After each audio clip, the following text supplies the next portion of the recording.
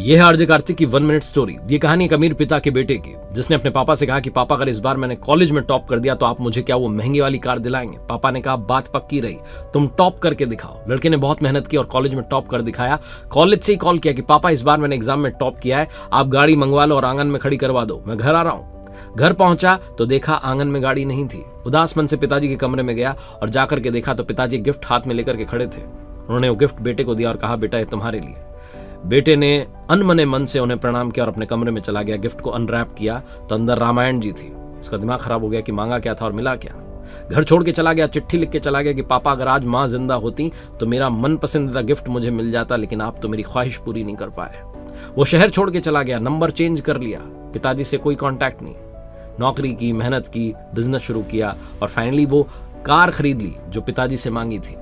जिस दिन वो गाड़ी लेकर के आ गया शोरूम से, घर के बाहर वो गाड़ी खड़ी थी तो सोचने लगा कि क्या इस कार के लिए पिता से रिश्ता तोड़ दिया था, इस कार में रखा ही क्या है। पापा की बहुत याद आई, कॉल किया घर पर तो घर पर नौकर ने कॉल रिसीव किया और कहा कि सेठ जी तो 10 दिन पहले दुनिया छोड़कर चले गए, कह रहे थे मेरा बेटा अगर आए तो उसे बिजनेस सौंप देना, आप घर चले आइए। उदास मन से घर पहुंचा, पिताजी के कमरे में गया तो वहां तस्वीर टंगी थी, माला लगी थी। रोता चला गया और वहीं रामायण रखी हुई थी, वही रामायण जी जो पिताजी ने गिफ्ट की थी।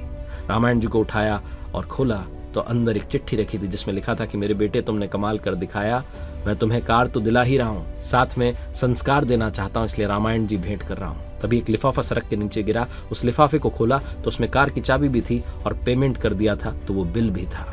लड़का रोता ही चला गया, समझ नहीं पाया कि पिताजी ने तो गिफ्ट दे दिया था, मैं ही नहीं समझ पाया। ये कहानी उस पिता की और उस बेटे की नहीं है, आपकी और हमारी है। हमें भी हमारा मनपसंद गिफ्ट मिल जाता है, लेकिन कई बार गिफ्ट पैकिंग दूसरी होती है।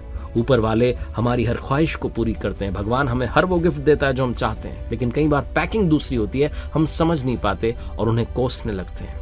भगवान के दिए हर गिफ्ट को स्वीकार करना सीखिए, यही जिंदगी का सबसे बड़ा रहस्य है।